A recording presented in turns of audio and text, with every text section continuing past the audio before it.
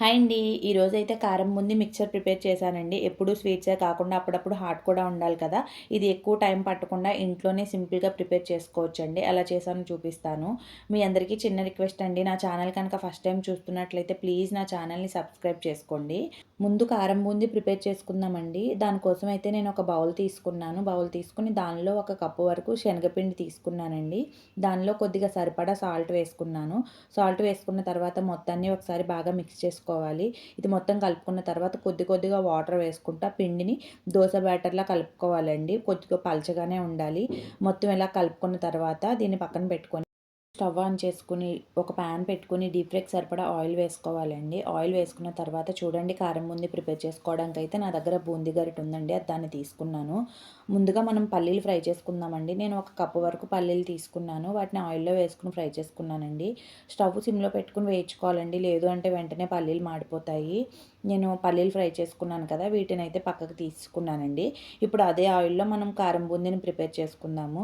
కారం బూందీని ప్రిపేర్ చేసుకోవడానికి గరిటె పెట్టుకొని ఇలా పైన కొద్దిగా పిండి వేస్తే ఆ హోల్స్‌లోంచి చక్కగా బాల్స్‌లా చిన్నగా పిండి పడుతుందండి. ఈజీగానే వస్తుందండి. మరీ మనకి గరిట కదపాల్సిన పనేం ఉండదు. ఈజీగానే పిండి చక్కగా పడిపోతుంది. ఇలా పిండి బాల్స్‌లా డ్రాప్స్ పడింది కదండీ! దీన్ని ఒక నిమిషం పాటు ఫ్రై చేసుకోవాలి. వెంటనే వేగిపోతుందండి. టైం ఏం పట్టదు. మనకి ఈజీగానే అయిపోతుంది. చూడండి మధ్యలో ఇలా కలుపుకుంటా ఒక 2 నిమిషాల పాటు ఫ్రై చేసుకుంటే బూందీ అయితే ఫ్రై అయిపోతుందండి. ఇదే విధంగా మొత్తం మనం పిండి మొత్తాన్ని అలా బూందీలా ప్రిపేర్ చేసుకోవాలండి. ఎంత పిండి అయితే కలుపుకున్నామో ఆ పిండి మొత్తాన్ని మనకి ఒక 2 నిమిషాల పాటు ఫ్రై చేసుకున్నాం కదా! చూడండి బూందీ అయితే రెడీ అయిపోయింది.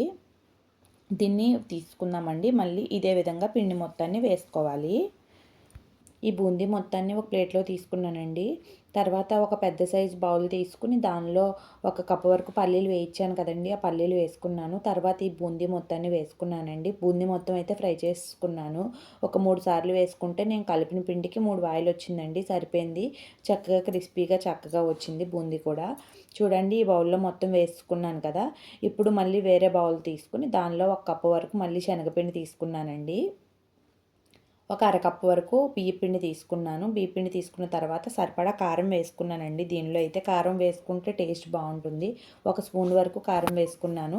కొద్దిగా సాల్ట్ వేసుకొని పిండి మొత్తాన్ని ఒకసారి మిక్స్ చేసుకున్నానండి. తర్వాత కొద్దిగా వాటర్ వేసుకుంటా పిండి మొత్తాన్ని కలుపుకోవాలి. దీన్ని ఒక చపాతీ పిండి ముద్దలా కలుపుకోవాలండి.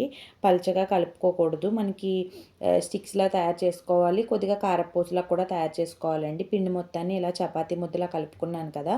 ఇది పక్కన పెట్టుకొని ఇప్పుడు ఒక కారపూస వేసుకునే గొట్టం తీసుకున్నానండి. దానిలో 2 రకాలుగా ప్లేట్స్ ఉంటాయి కదా! ఒకటి చిన్న హోల్స్ ఉన్నది. ఒకటి కొంచెం పెద్ద హోల్స్ ఉన్నది.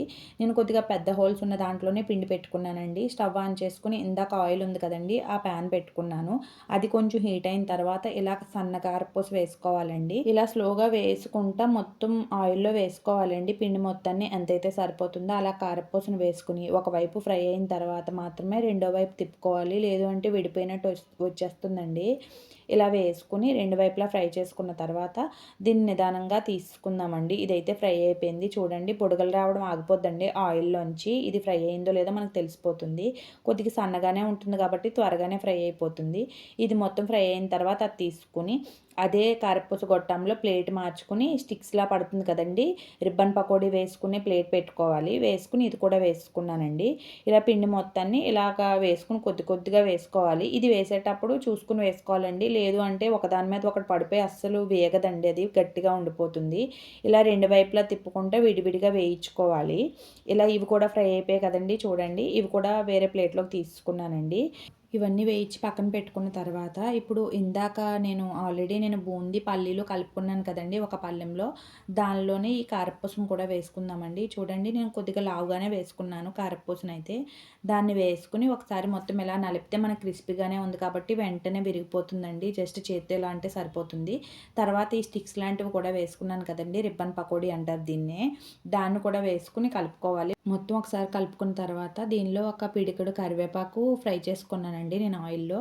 దాన్ని చూపించలేదు కదా! కరివేపాకు కూడా వేసుకొని, కొద్దిగా సరిపడా కారానికి సరిపడా కారం వేసుకున్నాను. నేనైతే ఒక టేబుల్ స్పూన్ వరకు కారం వేసుకున్నాను. కొద్దిగా సాల్ట్ వేసుకున్నానండి.